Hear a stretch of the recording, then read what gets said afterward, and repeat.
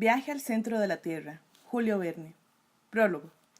Esta historia tuvo su origen en Hamburgo, Alemania, y empezó en casa del profesor Lidenbrock y su sobrino Axel.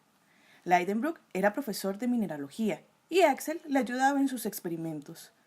Pero dejemos que sea el joven Axel quien cuente cómo empezó todo. Capítulo 1. Mi nombre es Axel y creo que debo empezar diciendo que mi tío Otto Lidenbrock, profesor de mineralogía, era un hombre alto, enjuto, que parecía estar siempre de mal talante. Y a pesar de su condición de pedagogo, era bastante parco con palabras. Casi me atrevería a decir que prefería estudiar e investigar que dar clase a los alumnos del Johanneum. Mi tío pasaba la mayor parte del tiempo encerrado en su cuarto de trabajo, realizando experimento tras experimento, y yo le ayudaba en lo que podía. Mi tío, además, me hacía las veces de padre, pues yo había quedado huérfano y él siempre se preocupó de que no me faltara nada. Debo confesar también que, pese a su carácter algo especial, nos apreciábamos mutuamente. Y así, entre experimentos y estudio, pasábamos la vida en casa, que estaba situada en las afueras de Hamburgo. También vivía con nosotros su ahijada Groven y una sirvienta, Marta, que cuidaba de todos. Tras esta breve presentación, pasaré seguidamente a explicar los inicios de la gran aventura en la que tomamos parte. Una aventura que al principio muchos calificaron como cosa de locos, especialmente nuestra sirvienta. La cosa ocurrió así. Aquella mañana, mi tío llegó de la universidad bastante antes de lo acostumbrado, sembrando la inquietud en nuestra doncella, que todavía no había preparado la comida y temía las iras del tío Otto. Sin embargo, tío Otto entró en la casa como un alud y se encerró en su despacho llamándome a voces. ¿Qué ocurrirá?, me pregunté para mis adentros. Pasé a su despacho y tío Otto me mostró un libro que había adquirido en una librería de ocasión. Es la mejor compra que he hecho en mi vida, Axel. Fíjate, es el Heimskringla de Snorre Sturluson, el famoso autor irlandés del siglo. ¿Tan interesante es ese libro?, inquirí yo un poco extrañado. Claro que lo es, y está escrito en su idioma original. Miré el ejemplar y me encogí de hombros porque la verdad es que en aquellos momentos no le daba ninguna importancia. Pero tío Otto gesticulaba muy emocionado. Voy a traducirlo ahora mismo, porque estoy seguro de que contiene cosas interesantísimas. Y naturalmente, tú me ayudarás. Yo conocía algunas lenguas y entre ellas figuraba el islandés, y me dispuse a ayudarle. Así que me senté dispuesto a trabajar, y mientras mi tío arreglaba no sé qué, miré el libro, y entonces, de entre sus hojas, salió un pliego de papel bastante arrugado. ¿Qué es esto?, dije en voz alta. Mi tío se acercó y examinó el pergamino, exclamando palabras de júbilo. ¿Es importante?, pregunté yo. ¿Qué dices, insensato? Preguntar si es interesante un texto original de Snorre. ¿Qué es? Lo extendimos sobre la mesa. Había algo escrito, pero a simple vista parecía poco menos que imposible descifrarlo. Se trata de un criptograma, explicó mi tío. Si conseguimos poner en orden las letras, formaremos las palabras y con ellas sabremos el mensaje que contiene. Pero, ¿qué mensaje puede haber aquí?, pregunté yo. Mi tío se puso a estudiar las letras y comenzó a separarlas llenando papeles y más papeles, a fin de formar frases o simples palabras. Pero al fin, con gesto desanimado, lo dejó. Parece latín, murmuró, pero lo cierto es que tampoco estaba muy seguro. Debo decir que, enfrascados en el pergamino, se nos pasó la hora de comer. Pero entonces mi tío, examinando la escritura con la ayuda de una lupa, hizo otro descubrimiento que juzgó muy importante. Al pie de la extraña escritura figuraba un nombre, una firma. «Pertenece a Art Sagnussen», exclamó lleno de júbilo. ¿Y quién es?, quise saber yo. «Un famoso alquimista irlandés del siglo XVI. Apostaría cualquier cosa a que estas palabras se esconde la fórmula de algún invento». ¿Tú crees?, pregunté. Estoy completamente seguro y no descansaré hasta que lo haya descifrado. Yo estaba poco atento porque en la pared había un retrato de mi prima Groven y prestaba más atención al retrato que a la conversación con mi tío. «¡Manos a la obra!», gritó. Y yo, de un salto, dejé de mirar el retrato para ponerme a trabajar. Ve combinando las letras, junta las primeras de cada palabra, luego las segundas. Empezaremos probando con este sistema y si no da resultado, intentaremos otro hasta llegar al final. Me vi confinado en las 4 paredes de aquel despacho por los siglos de los siglos, porque la verdad es que no veía la forma de descifrar nada. Mi tío tuvo que ausentarse y al quedarme solo, volví a distraerme en la contemplación del retrato de mi prima Grovin. Digo esto aunque parezca que las palabras menos sentidas se resuelven de modo más sencillo. Total, que distraído mirando el retrato, tomé unas notas y cielos. Sin darme cuenta, había hecho un importante descubrimiento. La cosa no pudo ser más tonta. Tenía algunas palabras colocadas en forma diagonal y leyendo las últimas letras de cada palabra al revés, surgían las frases completas. Como pensó mi tío, estaban escritas en latín, idioma que yo conocía perfectamente, y me resultó muy sencillo traducirlo. El mensaje que contenían aquellas palabras me dejó paralizado. ¡Cielo santo! Jamás hubiese podido imaginar una cosa así. Vacilé unos instantes. Decir aquello a mi tío era tanto como empezar a hacer un equipaje porque aquel mensaje revelaba un secreto apasionante. Nada menos que estaba pensando todavía en si debía o no dar cuenta de mi descubrimiento a tío Otto, cuando apareció él, y seguramente debe adivinar, por mi forma de mirarle, que había descubierto algo. «¡Vamos, Axel! ¡Dímelo de una vez!», exclamó. Vacilé unos instantes, pero al fin se lo confesé. «Sí, tío». «¡Vamos! ¿Qué es?». Le enseñé la traducción, y mi tío, después de leerla con verdadera devoción, casi pegó un salto. «¡Albricias! Tío Otto, todo el mundo a cenar y luego ya puedes empezar a preparar el equipaje. Mañana a primera hora emprenderemos el viaje, pero, tío Otto, ni tío ni nada, tú vendrás conmigo en la expedición. Mientras preparas el equipaje, yo haré una lista de todos los instrumentos que necesitamos». El mensaje descifrado decía así: «Desciende al cráter del Jökull del Snæfell en el último día del mes de junio y espera que el sol ilumine la entrada de la gruta. Entra por ella y podrás descender hasta el centro de la tierra. Arne Saknussemm». Y aquella misma noche, tío Otto comenzó a examinar unos mapas de Islandia para localizar el volcán. Luego hizo la lista de las cosas que necesitábamos, pues había empeñado en marchar al día siguiente. No quería que nadie pudiera tomarle la delantera.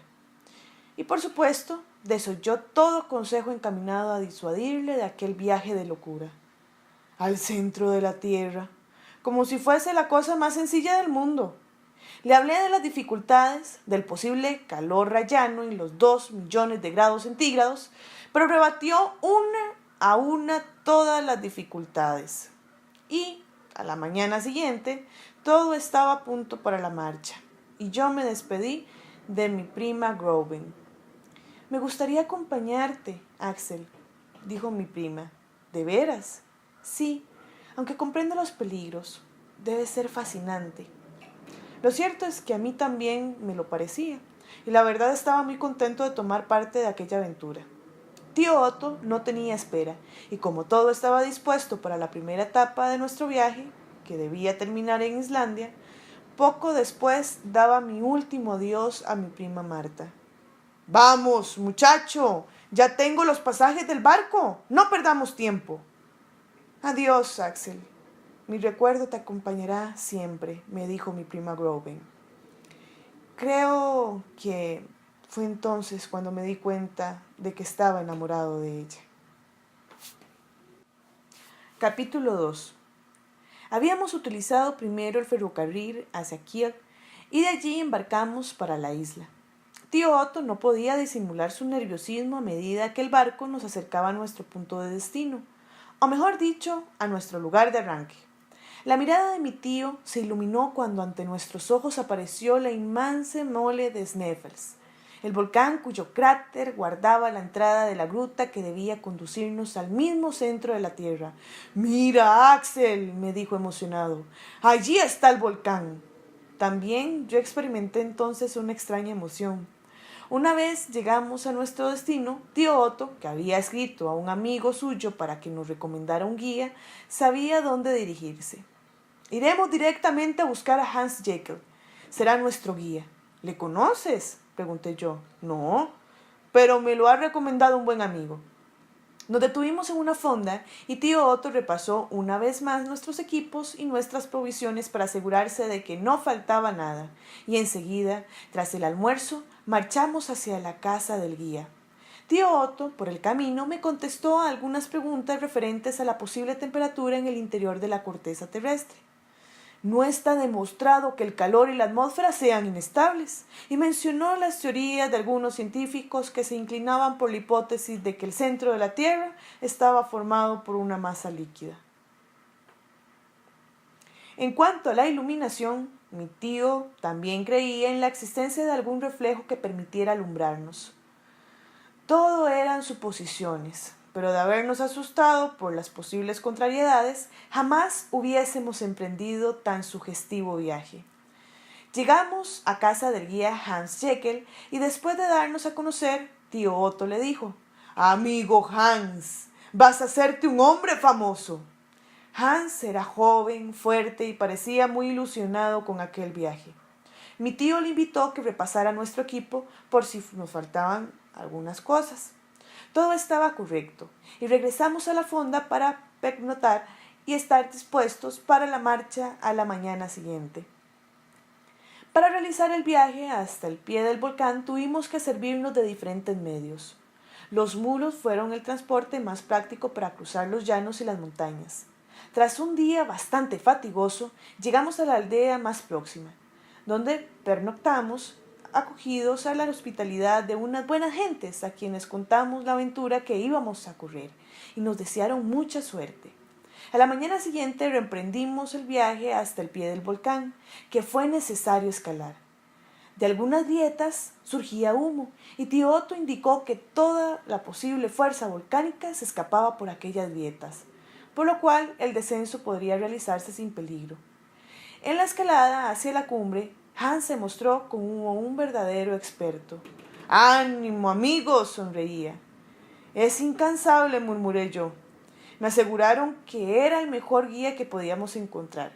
Seguidos con la ascensión hasta llegar a un lugar donde Hans nos indicó que era el mejor sitio para reponer fuerzas, nos sentamos para almorzar y descansar un poco. «Ahora viene verdaderamente la parte más difícil», sonrió Hans. Y tenía razón, porque a partir de allí la montaña era casi una pared lisa, con escasos puntos de apoyo. Nos decidimos a atacarla. Hans no hablaba muy bien nuestro idioma, pero se hacía comprender, y mientras seguía adelante nos aconsejó: «Deprisa, antes de que nos alcance la tempestad que se avecina». «¿Una tormenta?», dije yo. En efecto, un polvillo lejano lo cubría todo. Tío Otto explicó que era un torbellino de arena, exactamente piedra pómez pulverizada. No sin gran esfuerzo conseguimos eludir la tempestad y llegamos por fin a lo alto. Al otro lado se abría el impresionante cráter del volcán. Todos contemplamos sobrecogidos la extraña belleza del lugar. Tío Otto, sin embargo, reaccionó enseguida para decir: «Sigamos, hay que llegar hasta la piedra indicada en el pergamino y esperar que el sol ilumine la cueva de entrada». Descendimos lentamente hasta el centro del cráter y pudimos encontrar varios rastros que el autor del manuscrito había dejado. Su nombre aparecía escrito en algunas de las piedras y esto nos demostró que seguíamos el camino correcto. El único problema estribaba en la posibilidad de que no saliese el sol, pues era la pista definitiva para hallar la cueva entre aquel laberinto de rocas. De pronto, las nubes que hasta entonces encapotaban el cielo desaparecieron y el sol comenzó a brillar. Los rayos iluminaron claramente una gruesa piedra y hacia ella nos dirigimos. Tío Otto la levantó y ¡mirad! Ante nuestros ojos se abría un pozo sin fondo. «Es el camino que debemos seguir», exclamó mi tío. «El final de este pozo es el centro de la Tierra».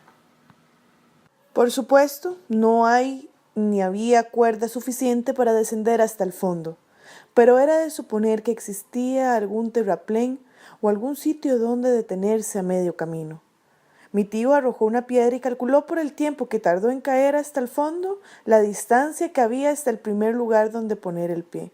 Era relativamente cerca, pero como estaba bastante oscuro no podíamos verlo. ¿Cómo bajaremos cargados con todo el equipo?, inquirí yo. Lo arrojaremos abajo y ya lo recogeremos al llegar. Solo nos llevaremos con nosotros lo más frágil. Así lo hicimos.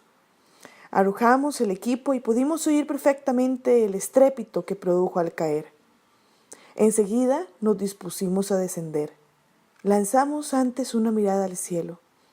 Dios sabe cuándo volveremos a verlo, exclamé para mis adentros. Todos debimos pensar igual, pero tanto mi tío como Hans hicieron lo mismo. ¿Preparados?, preguntó mi tío. Preparados, respondimos a coro Hans y yo. Inmediatamente comenzó el descenso. El calor se dejaba notar a medida que íbamos ganando profundidad. Nos asaremos vivos, dije yo. Guarda el aliento, me replicó tío Otto. No lo malgastes. ¿Dónde iremos a parar?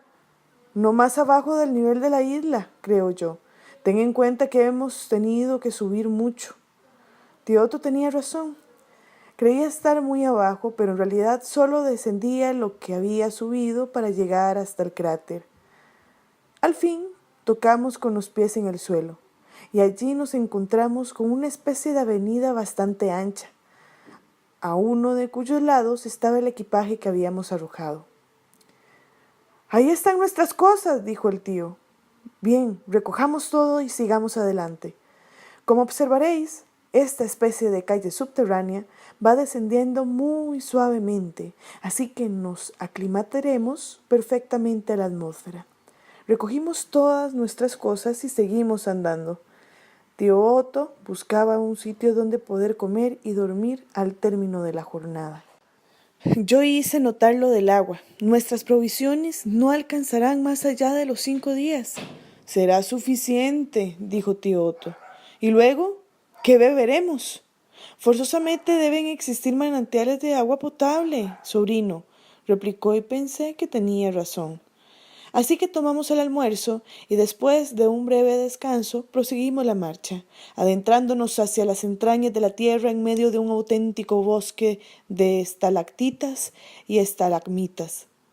Teníamos que ayudarnos con nuestras lamparillas eléctricas, pues todo estaba completamente oscuro, tal como yo había supuesto.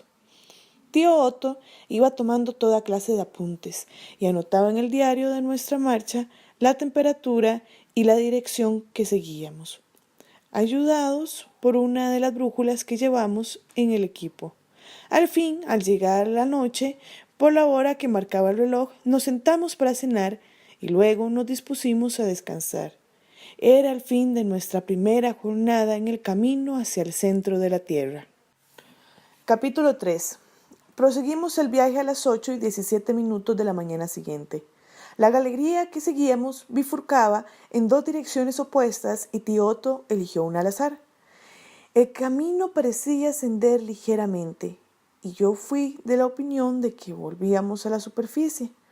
Pero me equivoqué, porque allí, bajo tierra, los caminos y senderos eran parecidos en cierto modo a los de la superficie, y tan pronto ascendía como volvían a iniciar el descenso.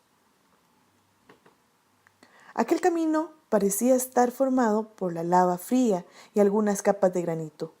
Cruzamos una zona bastante húmeda. Yo pensé que no tardaríamos en llegar a algún manantial, pero no fue así.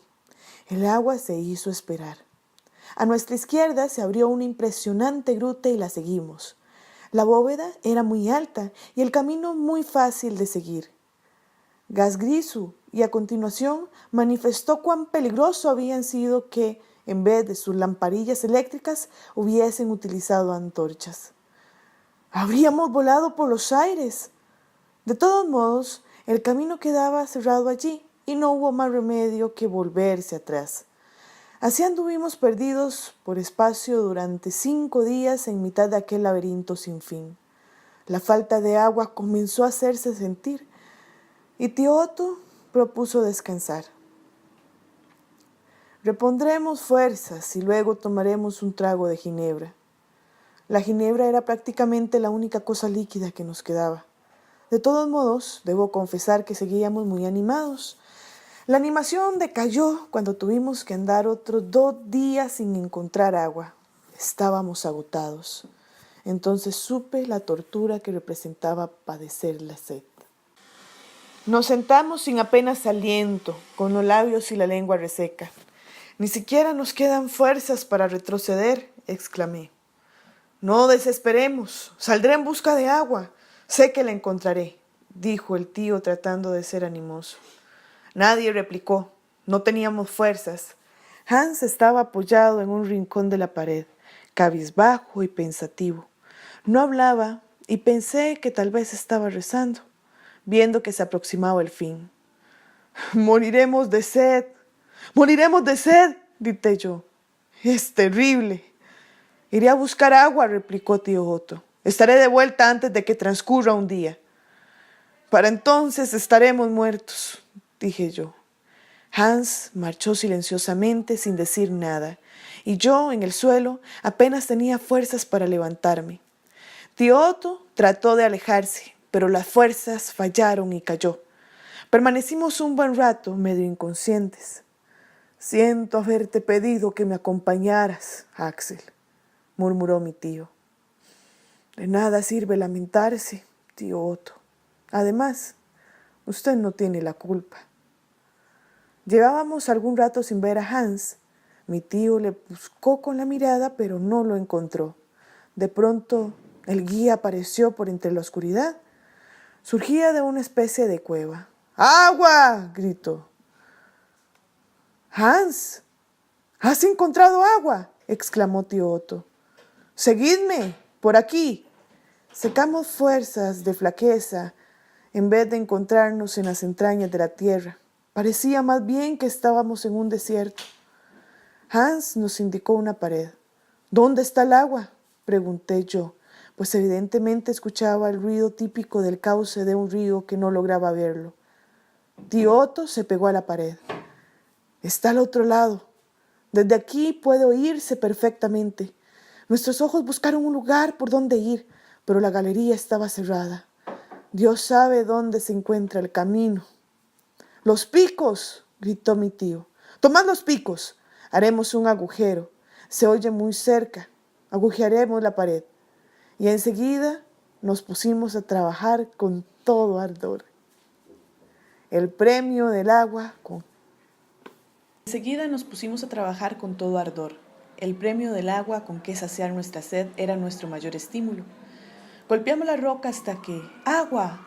Un chorro impresionante de agua surgió con arrulladora fuerza. Pero... ¡Está ardiendo! ¡Cuidado! ¡Van a abrazarse!, dijo tío Otto. En efecto, el agua estaba en estado de ebullición. Dejad que se enfríe. Tengamos paciencia. No tardará demasiado.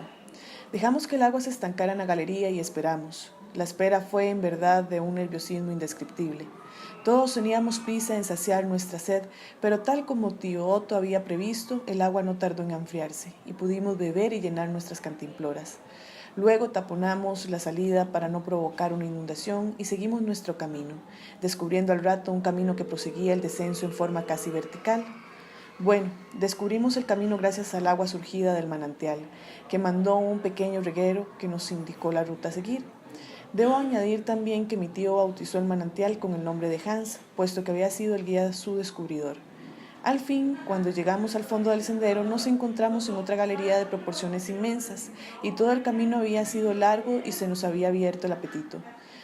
Nos sentamos para tomar alimentos. Tío Otto consultó sus planos y lanzó una exclamación. ¿Qué ocurre?, inquirí. Si esto no está equivocado, calculo que ahora estamos nada menos que debajo del océano. Aquella afirmación parecía increíble, pero calculando la cantidad de días que llevábamos descendiendo, incluido el último tramo, bien podría darse como cierto. Entretanto, la temperatura seguía siendo soportable y a tío Otto le extrañaba bastante que el termómetro no experimentara algún aumento. Aquella noche, después de descansar y cuando ya nos levantábamos dispuestos a seguir, tío Otto nos dijo que siguiéramos descansando. ¿Por qué?, pregunté. Hans también se preguntaba el motivo. Tío Otto sonrió, cosa bastante rara en él, y enseguida nos sacó de dudas.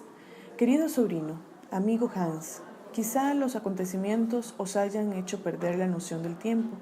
Por eso quiero que sepáis que hoy es domingo. ¿Domingo? Exacto.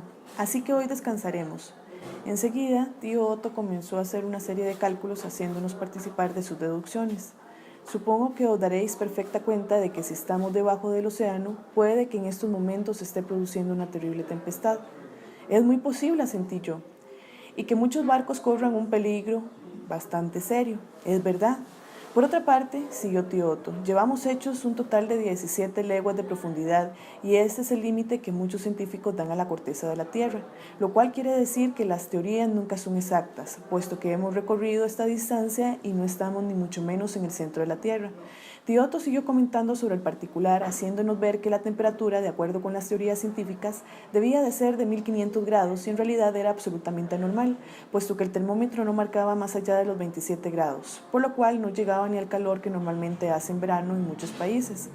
De todos modos, hice notar a mi tío que a medida que siguiéramos descendiendo, lógicamente aumentaría la presión y ello nos impediría seguir bajando.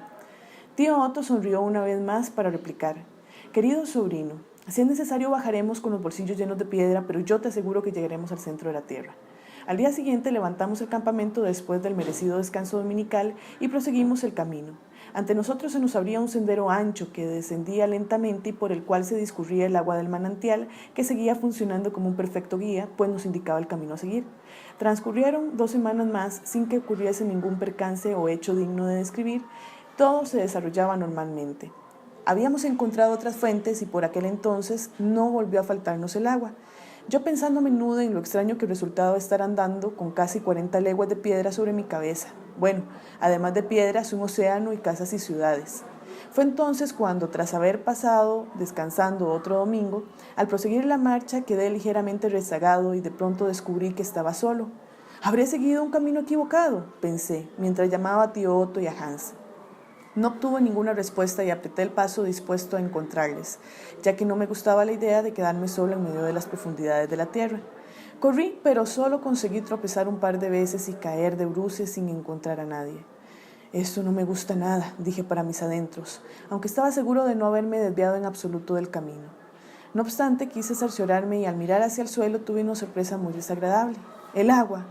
No, el agua del arroyo que nos indicaba el camino a seguir no estaba. Aquello solo podía significar que me había equivocado de camino sin darme cuenta. Dios mío, tengo que volver atrás. Confieso que me asusté un poquito más de lo que estaba, pero eché a correr llamando en repetidas ocasiones a tío Otto y al guía, sin el menor resultado. A medida que avanzaba por aquel pasadizo sin fin, crecía mi angustia. De pronto, para colmo, mis pies tropezaron con algo y caí cuán largo era, con tan mala fortuna que mi linterna que llevaba colgando del pecho se hizo añicos. Me quedé completamente a oscuras, solo y sin luz, muy cerca del centro de la tierra. Me sobrecogió un pánico indescriptible. No me atrevería a decir ni a levantarme del suelo. Tenía la sensación de que todo el peso de la corteza terrestre que tenía sobre mi cabeza iba a aplastarme de pronto. Quise gritar y mi voz apenas salió. ¡Tío! ¡Tío! No sé el tiempo que permanecí aterrado en medio de la oscuridad. Capítulo 4. Seguí llamando hasta que obtuve la respuesta. ¡Axel! ¡Axel! Era inútil orientarse en medio de las tinieblas y guiado por la voz. Topé con una pared. ¡Axel! Gritó la voz de mi tío. No sé dónde estás. Yo tampoco, tío Otto. Un extraño fenómeno hace que las paredes resuenen. Intentaremos averiguar la distancia que nos separa. De acuerdo, tío. La voz de mi tío Otto me tranquilizó bastante, aunque momentáneamente seguíamos ignorando la distancia que nos separaba. ¡Axel!, repitió mi tío. Voy a darte instrucciones. Habla, tío. Te oigo perfectamente. Voy a cronometrar el tiempo que tarda en llegar mi voz. De acuerdo, tío, repliqué yo, que conocía perfectamente el sistema basado en la velocidad que recorre la voz al ser pronunciada. De modo que con una simple regla de 3 podríamos saber la distancia que nos separaba. Así, cuando mi tío llamé, contestó rápidamente. 40 segundos, dijo tío Axel. Aplicando el cálculo, daba una distancia aproximada de legua y media. Voy a tu encuentro, tío, exclamé, pero tardaré bastante porque me he quedado sin linterna. Comencé a andar tanteando la pared, pues repito que la oscuridad era total y absoluta. Calculé que habían dado una media legua cuando, de pronto, al avanzar un pie, tropecé con algo. Quise sujetarme, pero fue inútil. Perdí el equilibrio y caí, pero no al suelo, sino a un pozo. Dios mío, solo pude decir. Luego ya no recuerdo nada, solo que seguía descendiendo al ritmo vertiginoso, y luego se hizo la más completa oscuridad. Ignoro el tiempo que permanecí inconsciente, pero cuando desperté, noté una extraña sensación de olas y viento, como si estuviese en medio del mar. ¿Qué es esto?, creo que preguntó. Enseguida vi a mi tío y a Hans que me miraban sonrientes. «Puedes dar gracias a Dios, hijo mío», me dijo mi tío. «Te has salvado de verdadero milagro». ¿Dónde caí? Justo donde estábamos nosotros, entre un torrente de tierra y piedras. «Dios mío, creí que iba a morir», murmuré, al tiempo que elevaba al cielo una plegaria. Me sentía con el cuerpo lleno de magulladuras y todo me dolía. Mi tío me recomendó que siguiera descansando, pero aquel ruido de viento seguía despertando mi curiosidad. ¿De dónde procede ese aire? Lo verás bien pronto con tus propios ojos, sonrió tío Otto, muy enigmático. ¿Qué pasa? Vamos, te ayudaré a levantarte. Tenemos que embarcar, me contestó, y quedé perplejo. ¿Has dicho embarcar? Me ayudó a levantarme al tiempo que me decía, ven conmigo, si te crees con fuerzas. ¿Dónde vamos? Todas esas preguntas se contestarán solas cuando lo veas con tus propios ojos. Seguí a mi tío a través de la amplia galería subterránea y a medida que avanzábamos nos acercábamos a un lugar del que provenía una extraña luz semejante a la diurna, quizás un poco más opaca, como cuando hace un día nuboso. Mi curiosidad llegó al máximo cuando al fin quedé asombrado al ver aquello que se extendía ante mis ojos. Confieso que me costaba trabajo creerlo, aunque lo estaba viendo. «¿Qué te parece?», preguntó tío Otto. «¡El mar!», exclamé. «Exacto, el mar». «¿Un mar subterráneo?», parece imposible. «Un océano inmenso, Axel. Lo he bautizado con mi propio nombre, Mar de Lidenbrock, porque yo soy su descubridor y seré el primer navegante que habré navegado por él». «Es extraordinario, tío Otto, realmente extraordinario», dije sin salir de mi asombro. Miré en derredor, la costa se perdía a lo lejos, al fondo del horizonte. Luego la luz. «¿De dónde proviene, tío Otto?», pregunté, refiriéndome a la luz. Me indicó la bóveda que nos rodeaba. Era como un cielo formado de densas nubes. Un fenómeno de la naturaleza alumbra las profundidades de la tierra, al igual que la superficie. «Axel, pero sígueme, porque todavía no lo has visto todo». Caminamos por la orilla del mar hacia los acantilados. Allí me fijé en el curso de muchos torrentes subterráneos que desembocaban en el océano. Pensé que uno de aquellos riachuelos o canalones de agua pertenecía a la fuente de Hans. Saltamos por las rocas y llegamos hasta una playa similar a la de la superficie de la tierra. Estaba maravillado por todo cuanto veía, pero aún faltaban muchas más cosas que jamás pensé encontrar en el centro de la tierra. Seguí a mi tío hasta el fondo de la playa y allí me esperaba otra de esas sorpresas. De pronto me encontré ante lo más parecido a una selva. La vegetación era exuberante. Tío Otto me hizo observar unos hongos gigantescos que crecían por doquier. Noté que la temperatura había descendido bastante. «¿A qué es debido?», pregunté. «El frío se nota bajo los hongos. Hay una terrible humedad». No importaba el frío ante la magnitud del espectáculo, y seguimos recorriendo aquella maravillosa e increíble selva subterránea. «Plantas antediluvianas», dijo tío Otto, mostrándome unas matas, «y osamentas de animales prehistóricos». «Parece un parque natural», exclamé. «Todo esto corresponde al segundo periodo de la formación de nuestro mundo exterior», me explicó mi tío, y se extendió en otras consideraciones científicas que explicaban la presencia de aquel auténtico invernadero subterráneo. «Es posible», siguió mi tío, «que a medida que se enfrió el agua que cubría la mayor parte de la superficie terrestre, se contrajera y formara estos depósitos.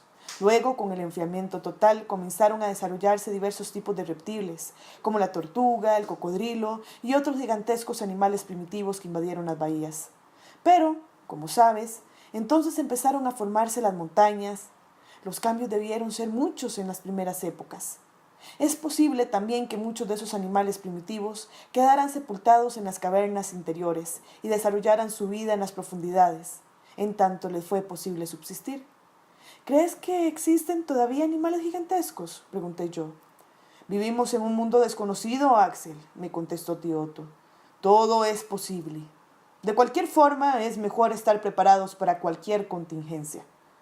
Todavía mi tío prosiguió explicándome los fenómenos propios del periodo de transformación de la Tierra, y después dejamos aquella selva para volver a la orilla del mar.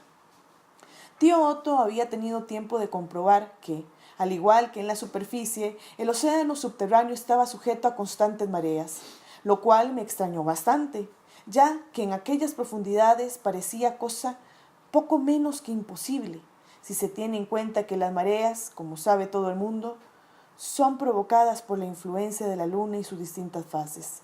También tío Otto tenía una explicación para aquel fenómeno. Ten en cuenta, me dijo, que la influencia no se detiene únicamente en la corteza superior o exterior del globo. ¿Por qué no influir también en las profundidades? Estuvimos un buen rato entre los acantilados hasta que yo mismo pude comprobar el efecto de la marea. Lenta, pero progresivamente las aguas iban subiendo de nivel. Fíjate, exclamó mi tío, es asombroso, parece un océano de verdad. Es que es un océano de verdad, hijo, y navegaremos por él. Es posible que consigamos llegar al punto exacto del centro del globo. ¿De veras? Estoy casi seguro de ello.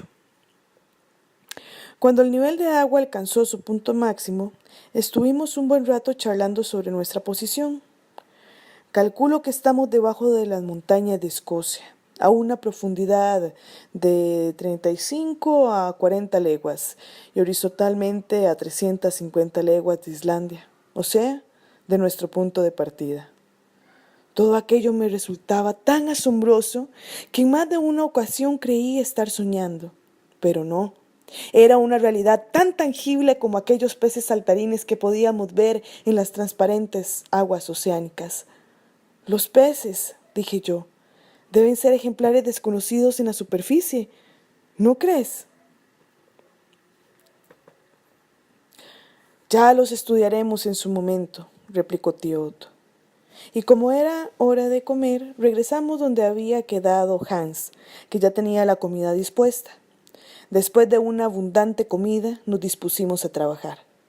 Tío Otto tenía a medio construir una balsa con la que esperaba hacerse a la mar. ¿De dónde ha sacado esos troncos?, pregunté al guía. Son pinos y abetos, sonrió Hans. ¿Dónde los ha encontrado? En el bosque.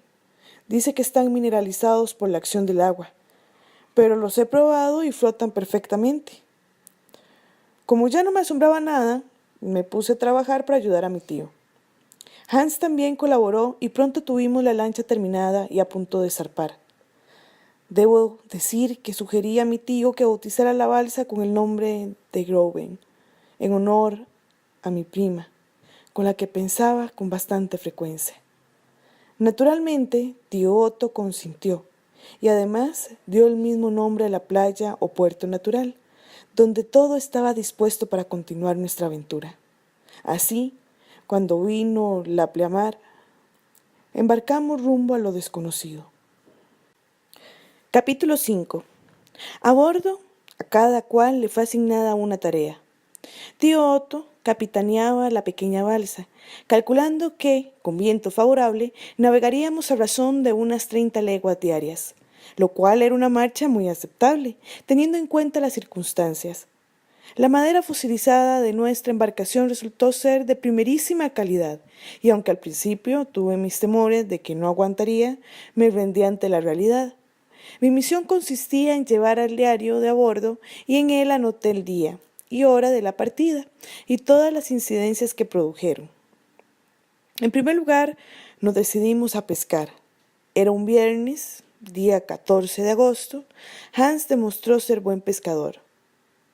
«Un sollo, profesor», dijo mostrando el pez que había quedado prendido en el anzuelo. Tío Otto discrepó.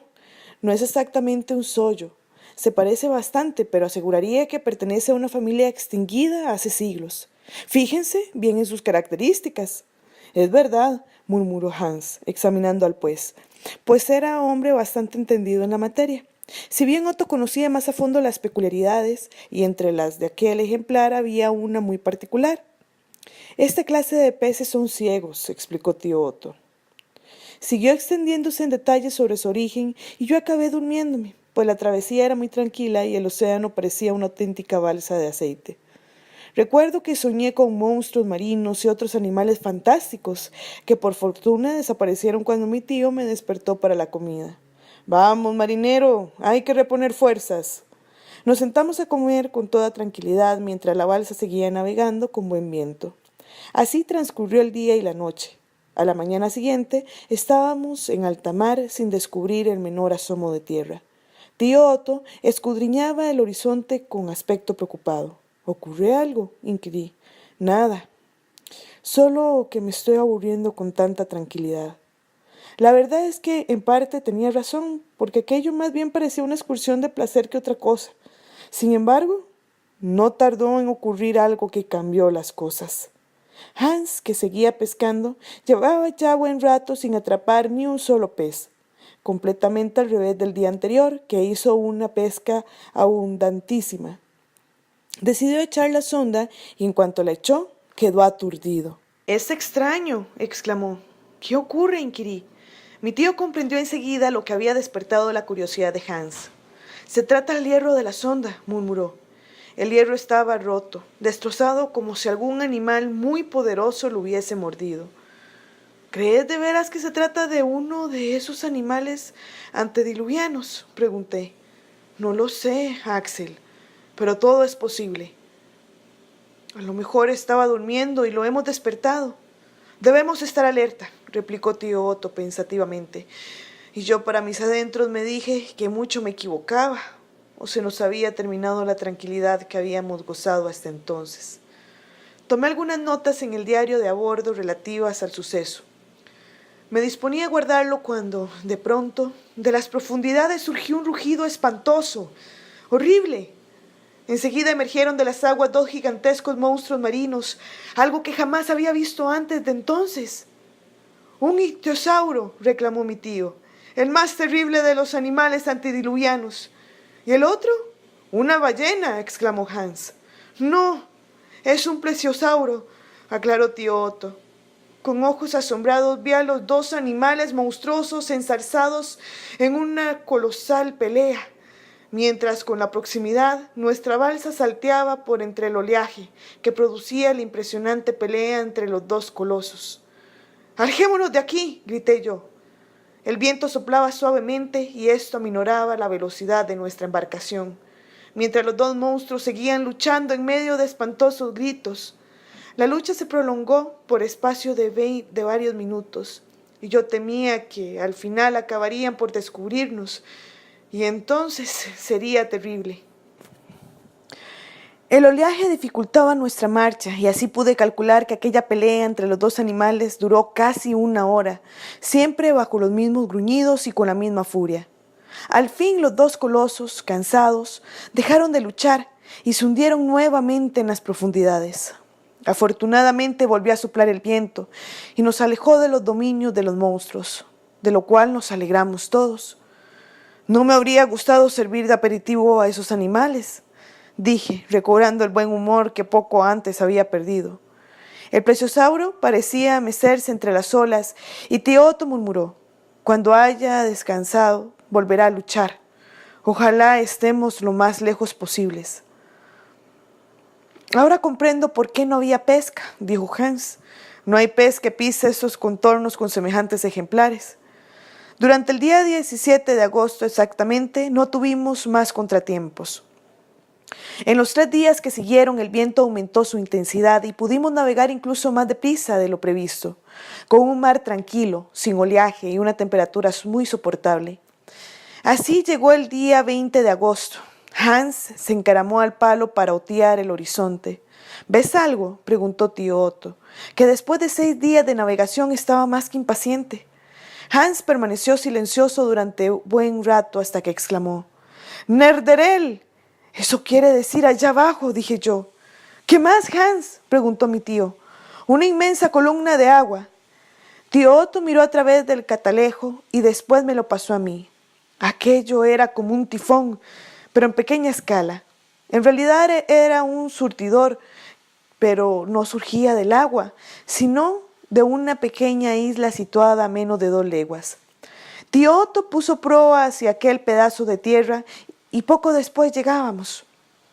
Atracamos al otro costado de la isla para evitar la pequeña tromba de agua, a fin que no hiciera zozobrar nuestra frágil embarcación. «¿De dónde sale el agua?», inquirí. «Es un geyser», explicó mi tío. «Procede sin duda alguna de algún pozo ardiente bajo el océano, por lo cual prueba que el centro de la Tierra no es un lugar de calor insoportable».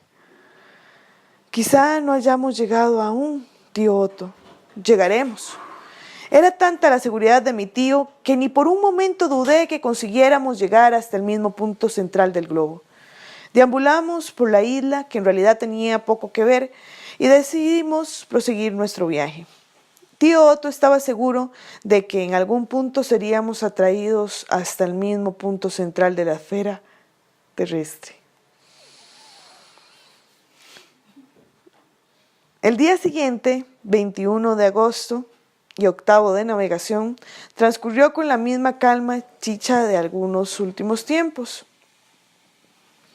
Al anochecer, tío Otto miró el cielo o bóveda que teníamos sobre nuestras cabezas y presagió: «Creo que tendremos tormenta». Como si sus palabras hubiesen sido un aviso, el viento comenzó a soplar con mayor intensidad, y apenas 1 hora más tarde, aquellas extrañas nubes plomizas comenzaron a descargar una lluvia torrencial. El mar cambió por completo y fuimos azotados por el tremendo oleaje que mecía a su antojo nuestra embarcación. El viento sopló con mayor fuerza y Hans fue partidario de quitar el velamen. Pero tío Otto se opuso. «Quiero llegar cuanto antes a una costa. Esto no es un paseo ni una excursión, ¿entendido?». Ciertamente, lo que de paseo pudo tener hasta entonces desapareció, porque las olas amenazaban constantemente con hacernos saltar. «¡Sujetado fuerte!», gritaba tío Otto, mientras una y otra vez nos veíamos zarandeados por un mar embravecido, brutal, que nos levantaba para dejarnos caer una y otra vez. Además, el calor iba en aumento y la temperatura se hacía cada vez más insoportable. La corriente en el mar era cada vez más intensa. La lancha era arrastrada impetuosamente. Intenté tomar algunas notas en mi diario, pero fue imposible. Una ola derribó a mi tío y otra estuvo a punto de hacerme saltar a mí. Hans seguía empeñado en quitar la vela, pero tío Otto, tendido en el suelo, le ordenó: «Estate quieto». La tempestad duró toda la noche y tuvimos que soportarla igualmente al día siguiente, 23 de agosto. Los constantes embates de las olas nos hicieron perder las provisiones y al final perdí el diario de a bordo. Todo parecía llegar a su fin, a nuestro fin. De repente en el cielo surgió una bola candente que parecía dirigirse a nuestra embarcación, donde llevábamos unos barriles de pólvora que habíamos podido conservar. «¿Qué es esto?», exclamé. «La atmósfera está cargada de gas», replicó mi tío. «Es una bola ígnea imantada». La bola se acercaba a nosotros. «¡Cuidado con la pólvora!», oí gritar a mi tío. No pude ver más porque una ola gigantesca nos arrojó a todos al agua, mientras la embarcación iba a chocar contra unos arrecifes. Al llegar a este punto ya no recuerdo nada más porque perdí el sentido.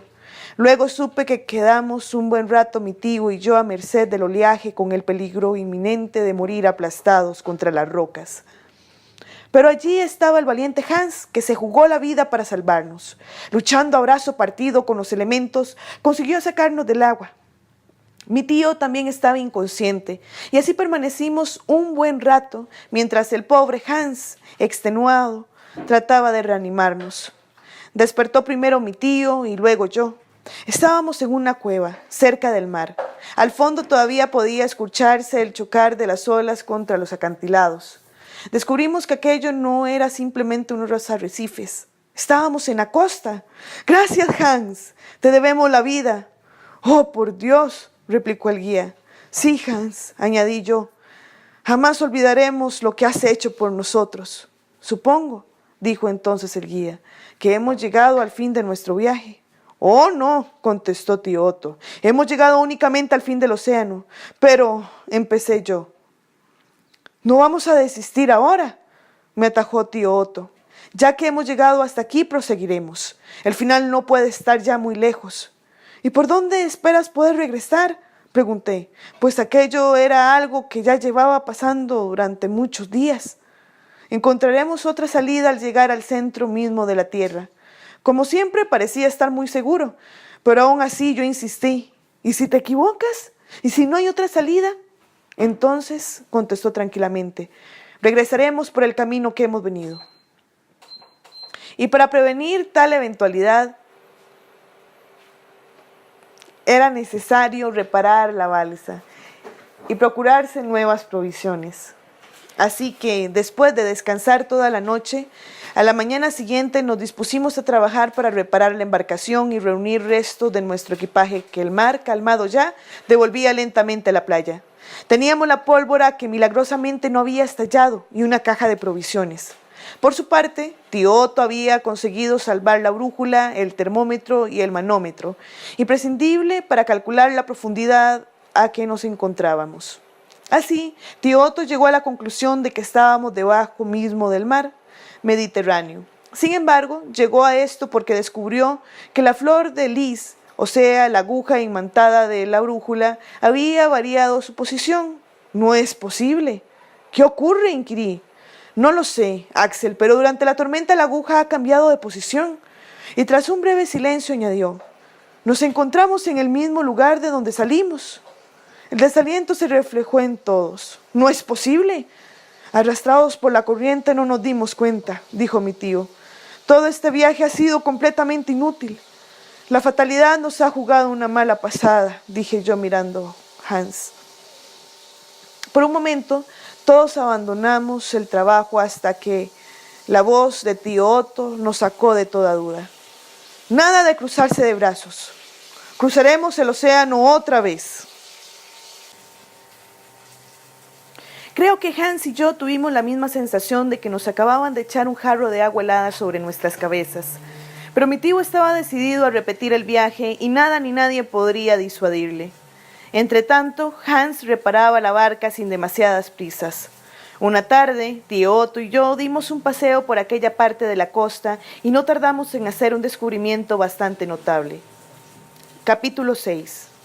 Habíamos llegado a una altiplanicie y quedamos sorprendidos ante el espectáculo que se ofrecía a nuestros ojos. Toda la superficie estaba repleta de huesos de los más variados animales. «Pertenecen a animales prehistóricos», exclamé yo. «Y en cantidad suficiente para llenar los museos de todo el mundo», corroboró mi tío. Nos detuvimos un buen rato examinando aquellas osamentas. Mi tío, además, hacía comprobaciones en las rocas y tomaba notas para sus estudios. Pasamos casi todo el resto de la tarde y cuando dábamos por terminada nuestra visita a aquel cementerio antediluviano, hicimos un nuevo descubrimiento. «¡Restos humanos!», exclamó mi tío. Saltamos por entre las rocas y pudimos comprobar que, en efecto, allí se encontraba el esqueleto de un hombre. Alguien nos tomó la delantera y por lo visto no pudo salir. La perspectiva me hizo temblar. Mi tío se abrió paso por entre los huesos fosilizados para examinar detenidamente el esqueleto humano. Murmuró. Este hombre debió pertenecer a la era cuartaria. No. La perspectiva me hizo temblar. Mi tío se abrió paso por entre los huesos fosilizados para examinar detenidamente el esqueleto humano. Murmuró. Este hombre debió pertenecer a la era cuaternaria. ¿Estás seguro? Completamente. Debía tener las uñas y los cabellos extremadamente desarrollados. Siguió examinando el hallazgo y calculó la estatura que, al parecer, era bastante superior a la media nuestra. Avalaron las palabras de tío Otto el hallazgo de nuevos restos humanos. Sin embargo, la idea de que de un momento a otro pudiera surgir algún cavernícola volvió a hacerme temblar. ¿Crees que puede existir algún ejemplar vivo?, inquirí. Todo es posible, querido sobrino, y eso quiere decir que debemos seguir prevenidos.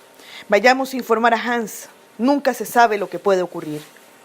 Enseguida vaticiné nuevos contratiempos, y francamente la idea de encontrarme con alguno de aquellos extraños personajes no me hacía ni pizca de gracia. Seguíamos por el mismo camino que nos había llevado hasta aquel cementerio. Comentábamos los hallazgos y tío Otto se mostraba muy satisfecho, pues tenía la demostración palpable de la existencia de aquellos seres de la época cuaternaria, de la que muchos y muy renombrados sabios dudaban. De pronto interrumpí su conversación. A lo lejos, entre unos matorrales, me pareció ver moverse algo. ¡Cuidado, tío! ¿Qué has visto? ¿No será que estás un poco impresionado?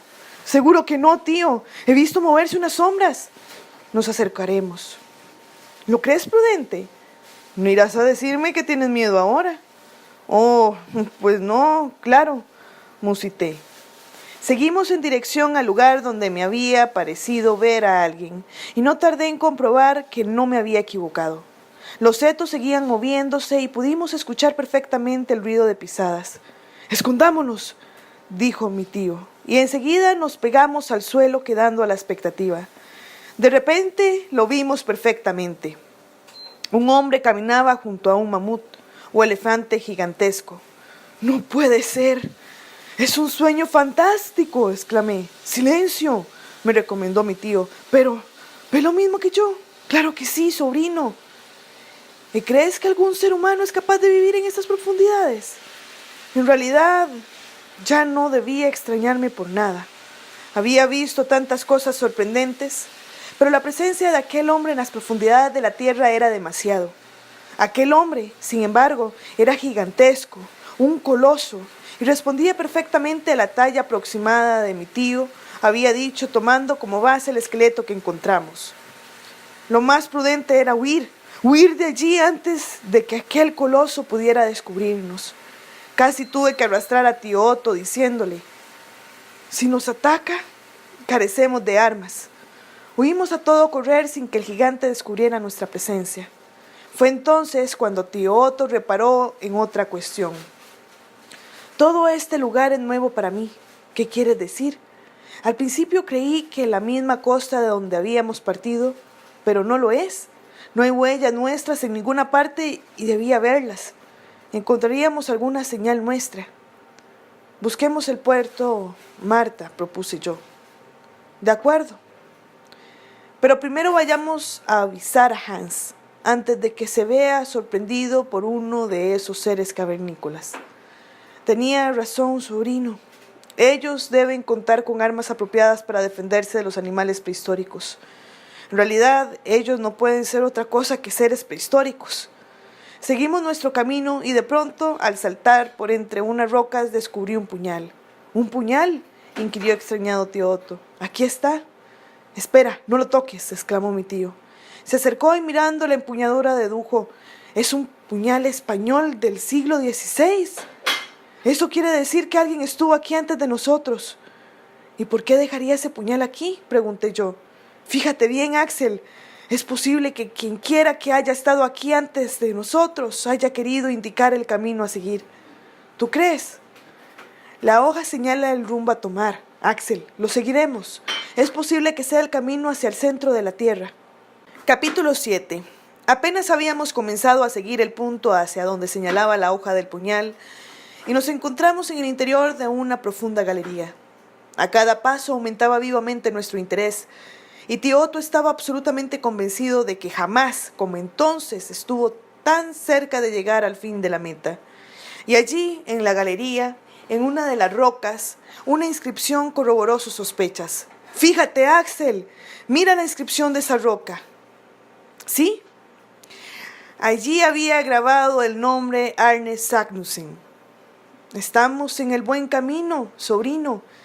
Hicimos una breve exploración del terreno y luego regresamos a la costa en busca de Hans, mientras tío Otto no cesaba de repetir: «Este ha sido un hecho insólito. Navegando hacia el sur, hemos llegado hasta el norte. Jamás lo comprenderé, pero después de todo nos hallamos en el cabo Sagnussen, con la absoluta certeza de hallarnos en el camino al centro de la tierra. Dimos la noticia a Hans y bordeando la costa regresamos a la galería. Mi tío quería tener la balsa con él, pues presumía que iba a necesitarla. Al cabo de la corta travesía, penetramos nuevamente dentro de la galería y más tarde, reunidos los tres, nos dispusimos a cenar y pasar la noche. Al día siguiente, tío Otto y yo continuamos nuestra exploración y un pasadizo nos llevó hasta el final de la galería. Entonces descubrimos que una roca enorme nos cortaba el paso por completo. «Aquí termina todo, tío», murmuré yo. «Eso es lo que tú crees», replicó él. «Seguiremos hasta el fin». «Pero si no se puede pasar, es imposible mover la roca». «Para eso tenemos la dinamita. Nos abriremos paso como sea». «Espera, tío», dije. «¿Y si Sagnussen encontró también esa roca que le obstruyó el paso?» «¿Qué quieres decir?» «Que en tal caso, este no sería el verdadero camino, y él también tuvo que volverse atrás». «No lo creo. Nos habría indicado el camino a seguir. Y por otra parte, esa roca». Y llegó el siguiente día. Eran las 6 en punto de la mañana. Todo estaba dispuesto. La pólvora en el agujero y la mecha prendida, preparada para encender. Al fondo teníamos la balsa donde Hans esperaba. Tío Otto tenía la balsa donde Hans esperaba. Tío Otto me encargó de prender Mi tío Otto me encargó de prender fuego a la mecha. «Espera que dé la señal», dijo retrocediendo hacia la lancha. Tomé las cerillas y esperé hasta oír de nuevo la voz de mi tío. «¿Preparado, Axel?» «Cuando quieras». «Ahora». Acerqué la llama a la mecha y ésta comenzó a arder. Corrí hacia la embarcación y esperé. El fuego de la mecha corría hacia el barril de pólvora. «¡Alejémonos!», gritó tío Otto. La intención nuestra era estar lo más lejos posible cuando estallara la pólvora, pues aunque ignorábamos las consecuencias, temíamos un desprendimiento y por tanto el lugar más seguro era el mar.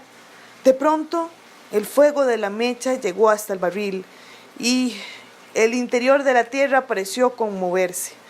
La explosión retumbó por todo el ámbito con un estruendo mucho mayor del que ya habíamos imaginado. Casi no puedo explicar las sensaciones que sentí en aquellos instantes, porque todo sucedió a la velocidad vertiginosa y las consecuencias rebasaron todo lo previsto. El mar pareció separar sus aguas para convertirse todo en él una ola inmensa, gigantesca, que levantó nuestra embarcación por los aires. Y de no haber estado sujetos al palo, Dios sabe dónde habríamos ido a parar. Cuando aquella ola terrorífica cedió, nos sentimos arrasados por una impetuosa corriente hacia el fondo de la galería. «¿Dónde vamos?», recuerdo que grité. Nadie contestó. La balsa penetró furibunda por la galería y poco después traspasamos el boquete que la explosión había abierto. La corriente nos impulsaba y de pronto «¡Caemos a un precipicio!», gritó Hans. En efecto, al otro lado del boquete había un profundo pozo y el agua caía como una cascada y nosotros con ella sobre el frágil balsa. La caída fue terrible. El agua nos ahogaba. Era imposible ver nada. Todo el equipo se perdió definitivamente. Solo recuerdo la voz de mi tío que dijo: «Debemos permanecer unidos mientras podamos. ¡Sujetados fuerte!». De pronto la oscuridad se hizo total. Me pareció que nos hallábamos en el interior de un pozo. Hans quiso darme la linterna, pero se perdió en el torbellino de agua que seguía arrastrando la balsa. «Este es el fin», grité. «No perdáis la esperanza», me reconfortaba la voz de tío Otto. «Rezad, rezad». «Yo no tengo hambre», repliqué. «¿Cómo podía pensar en comer en aquellos instantes?» «No comas por hambre, sobrino, sino para recobrar fuerzas. Puede que las necesitemos. Ignoramos el final de todo esto». «El final es la muerte», dije yo. «¿Dónde está tu fe y tu confianza, sobrino?», me reprimió tío Otto. «Oh, está bien, tienes razón». Comí algunas galletas mientras la balsa seguía empujada hacia lo alto. Las paredes estaban ardiendo y el agua bajo la balsa también. La temperatura había ascendido enormemente, pero carecíamos de termómetro para comprobarlo. «Nos abrazaremos», dijo a Hans. Tío Otto solo conservaba la brújula y cuando la miró, la aguja parecía estar loca, daba vueltas sin detenerse en ningún lugar. Sí, estábamos en el centro de la tierra. Por eso, allí la aguja no podía estarse quieta, porque el centro de la Tierra, según había leído en libros científicos, jamás se encuentra en estado de absoluto reposo. Pero, ¿iba a servirnos de algo todo aquello? ¿Acaso teníamos salvación? Estábamos sobre la lava en plena erupción y seríamos escupidos por la boca de un cráter y ni siquiera sabíamos dónde íbamos a morir. Lo único que conseguía era seguir sujeto al palo de la balsa. «¡La pendiente se acentúa!», gritó Hans. «Tened cuidado con los salientes de las rocas», previno el tío. La balsa chocaba frecuentemente, amenazando con descomponerse. No sé, de veras, que no sé el tiempo que duró aquella horrible situación. Tenía el presentimiento de que mis segundos estaban contados y de que en cualquier momento me iba a sorprender la muerte. De pronto quedé aturdido durante unos instantes y creí que iba a caer de la lancha, pero afortunadamente pude asirme de nuevo a ella. Seguir con la descripción de aquellos terribles momentos sería casi falsear los hechos, porque no existen palabras que puedan expresar en toda su grandeza lo acaecido. Sin embargo, tras aquella gigantesca lucha contra los elementos, pareció que de pronto renacía la calma. Tío Otto calculó que estábamos en el fondo de un pozo de unos 4 metros de diámetro. Quizás era aquello el mismísimo centro de la Tierra. Fue entonces cuando nos metimos empujados hacia lo alto, como si una ola nos elevara. «¡Subimos!», grité. «Sí», murmuró tío Otto. La ascensión continuó a una velocidad vertiginosa. «Pero, ¿qué es lo que sucede?», quise saber, pero ninguno de los dos podía contestar mi pregunta. En medio de la angustiosa situación, Hans había conseguido salvar una antorcha y a duras penas la encendió.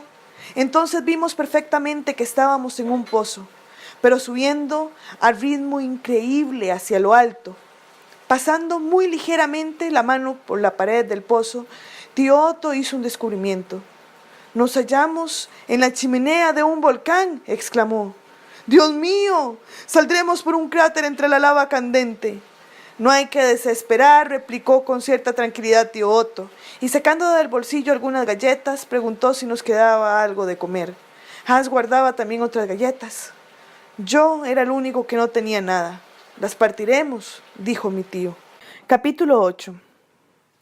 No sé si tío Otto sonreía por darnos ánimos o porque verdaderamente estaba seguro de que todo marchaba bien. «Esto es lo mejor que ha podido ocurrirnos», dijo. Hans y yo le miramos estupefactos. «¿Lo dices en serio?», pregunté. «Es el modo más rápido de salir del interior de la Tierra». «¿Entre lava y fuego?», exclamé yo. «Eso sí es que no nos abrazamos antes». Una vez más me recomendó la calma, y yo le obedecí, guardando silencio. Y puedo añadir que en aquel momento no era exactamente miedo lo que sentía, sino un profundo e incontenible nerviosismo por lo desconocido. Aquella ascensión, seguida a ritmo indescriptible, duró toda la noche. Tío Otto murmuró. «Si pudieras serenarte, te fijarías en tu alrededor. Fíjate qué espectáculo. Jamás habría soñado ver nada igual. El pozo allí era más ancho y estábamos rodeados de llamas sulfurosas que reproducían los más vivos colores. Sí, el espectáculo era dantesco, colosal, algo muy difícil de narrar, y yo tenía la suerte de estarlo viviendo. Tío Otto nos previno. Pronto aminorará la marcha». «¿De veras?». «Sí, cuando estemos a punto de ser arrojados por la boca del volcán, la velocidad disminuirá». «¿Por qué?», pregunté. «Muy sencillo, sobrino. Entonces tomará nuevo impulso para arrojarnos con más fuerza». «¿Y esto es un consuelo?». «No debemos temer nada». «¿Y el fuego?». «No hay fuego. Son llamas sulfurosas», repitió. «¿Y el agua en ebullición?». «Es lava, Axel. Y este debe de ser un volcán intermitente que la arroja cada varios minutos». La tranquilidad de tío Otto era realmente contagiosa. Y cuando se produjo el paro a tan vertiginosa subida, añadió. «Seguramente podremos descansar unos 10 o 12 minutos. Luego, cuando seamos nuevamente empujados hacia arriba, saldremos enseguida a la superficie. Y una vez más, Sus vaticinios resultaron exactos, porque a los 12 minutos fuimos impulsados hacia la boca del cráter. En medio de una tremenda humareda, nos sentimos arrojados y lanzados hacia lo alto. La sensación de que volaba como un pájaro duró poco. Mi cuerpo chocó contra el suelo y rodó por una pendiente. Yo no veía nada. Luego debí quedar inconsciente algún rato. Pero cuando desperté encontré cerca de mí a Hans y a mi tío. No estábamos precisamente presentables como para ir a una recepción, pero lo importante era que nos encontrábamos sanos y salvos, a excepción de algunos inevitables rasguños. La cuestión entonces era saber dónde nos hallábamos, y esto nadie lo sabía. Apoyándonos los unos a los otros, comenzamos la marcha a pleno sol. ¡Qué agradable caricia! Sin embargo, aquello no parecía ser Islandia. ¿Tú qué opinas, Hans?, pregunté. No es mi patria, replicó el fiel guía. Seguimos nuestro camino, a un lugar u otro llegaríamos. Después de descender por la ladera, cruzamos un llano hasta llegar a un mirador desde donde pudimos ver el mar. ¿El Atlántico? ¿El Pacífico? Era la pregunta que mentalmente nos formulábamos. Tuvimos que seguir andando un buen rato. Allá abajo parece que hay un pueblecito, hizo notar mi tío. Estoy hambriento, repliqué yo. Espero que alguien nos dé de comer. Yo también, replicó el finlandés. Tío Otto, por el camino, sacó la brújula. Si hemos seguido siempre en dirección norte, esto será el Polo Norte. ¡Qué barbaridad!, repliqué a mi vez. Claro que mi tío bromeaba. Aquello no podía ser en absoluto el Polo Norte. ¿Acaso algún lugar de la costa africana? Hacía calor y las montañas eran áridas.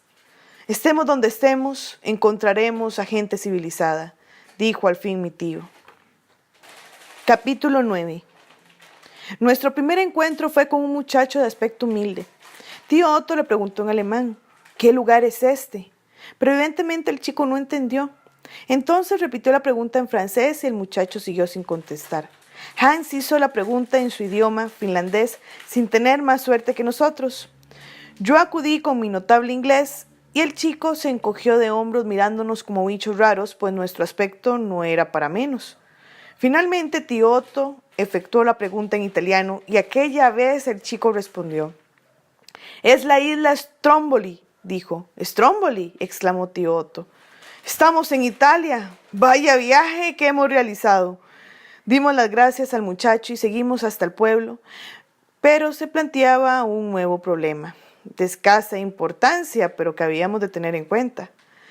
Si decimos a la gente que hemos salido por el cráter del volcán, nos tomarán por locos. Mi tío se quedó unos momentos pensativo y asintió. Puede que tenga razón. Diremos que somos náufragos y pediremos ayuda. Y así, cuando llegamos al pueblo y la gente comenzó a mirarnos con curiosidad, solicitamos que nos indicaran dónde debíamos dirigirnos para pedir socorro. Y así, cuando llegamos al pueblo, la gente comenzó a mirarnos con curiosidad. Solicitamos que nos indicaran dónde debíamos dirigirnos para pedir socorro. Nuestra embarcación naufragó y pudimos ganar la costa a nado, mintió mi tío. Pero era una mentira necesaria porque de lo contrario posiblemente nos hubiesen encerrado. ¿Quién iba a creer nuestra aventura? De este modo fuimos admirablemente atendidos por aquellas buenas gentes. Tío Otto mandó un telegrama a Hamburgo pidiendo recursos económicos al tiempo que anunciaba nuestra vuelta al hogar. Después de 2 días dejamos la isla de Stromboli en dirección al continente. Allí, al pasar por Roma, fuimos a la ciudad del Vaticano, en cuya basílica dimos gracias a Dios por el éxito de nuestra aventura. Después proseguimos el viaje llevando con nosotros a Hans. Visitamos aún otras ciudades italianas y por último embarcamos hacia nuestra patria. Cierto que Hamburgo se vistió de gala para recibirnos, pero de todo aquello lo que más recuerdo son 3 cosas. La primera es la inmensa emoción que sentí al pisar nuevamente mi patria. Tantas veces había soñado con el regreso. Y tantas veces también que llegué a pensar que nunca más podría volver. Ahora todo había pasado y más parecía un sueño. Sin embargo, otra de las cosas que recuerdo es que, a pesar del recibimiento, la gente no creyó una palabra de nuestra hazaña. Bueno, la gente conocía lo de nuestra expedición por las indiscreciones de la doncella, y como mi tío era sobradamente conocido, su marcha del país se asoció con información que nuestra criada dio. No obstante, lo que habíamos hecho era demasiado fantástico para que la gente pudiera creerlo. Claro que en aquellos momentos lo que yo deseaba no era convencer a la gente de nuestra aventura, sino ver nuevamente a mi prima Groven, que como esperaba, me recibió con los brazos abiertos. Groven, cuánto te he echado de menos. Axel, bienvenido, exclamó la joven con alegría. Habíamos llegado por fin a nuestro hogar y allí, con Hans, que era nuestro invitado, explicamos las cosas más sobresalientes de nuestro viaje. Groven y también la criada escucharon llenas de asombro. Luego nos enteramos de la recepción que nos había preparado el ayuntamiento. Esta es la tercera cosa que recuerdo del final de este viaje. Allí, tras las explicaciones, se nos hizo justicia, aceptando como cierto nuestro relato. Contestamos a cuantas preguntas nos formularon, lo explicamos todo con detalle, sin olvidar que estábamos vivos gracias a Hans. Yo solo hice lo que debía, murmuró este con modestia. Pedimos que Hans fuese considerado igual que nosotros porque la aventura la habíamos corrido los tres. El alcalde hizo un parlamento y entre otras cosas recuerdo las siguientes palabras. Nos congratula enormemente que el señor Lidenbrock y su sobrino Axel sean conciudadanos nuestros. Y en cuanto a Hans, quiero decirle públicamente que en Hamburgo será siempre bien recibido. La resonancia de aquel viaje fue mundial. En todos los países hablaron de nuestra hazaña y fuimos solicitados para dar conferencias, pero yo en aquellos instantes tenía otras cosas en mi cabeza. En primer lugar, quería ver de nuevo a mi prima para decirle algo muy importante. Pues sí, quería pedirle que se casara conmigo. Prima Groven, ya no soy un niño. No, Axel, eres todo un hombre y estoy orgullosa de ti. Aceptó ser mi esposa y comenzamos a hacer los preparativos para la boda. Al cabo de unos días, Hans, el fiel guía, decidió regresar a su país. Todos nos sentimos un poco tristes, pues no en vano habíamos convivido juntos tantos días de peligro y de esperanzas. Adiós, Hans. Recuerda que aquí tendrás siempre una casa y unos amigos para todo lo que necesites, le dijo mi tío. Yo corroboré sus palabras con un fuerte apretón de manos. Hans sonrió y me invitó a su vez. Cuando te cases, ven unos días a Finlandia. Yo también te ofrezco mi humilde casa. ¿Crees que tu esposa tendrá algún inconveniente? Seguro que no, Hans. Te prometo ir. Le acompañamos hasta el puerto. Allí le vimos embarcar rumbo a su patria. Luego, al regresar a casa, se lo dije a Groven. ¿Verdad que no te importará que vayamos a Finlandia? Oh, no, Axel. Lo que tú digas, replicó ella. En medio de tanta felicidad había una cosa que seguía preocupando a tío Otto, algo que parecía insoluble. Se trata del extraño suceso de la brújula cuando nos encontrábamos en el mar subterráneo en las entrañas de la tierra. Seguía siendo un misterio el hecho de que, a pesar de haber seguido siempre en dirección norte, nos encontrábamos de repente en el sur.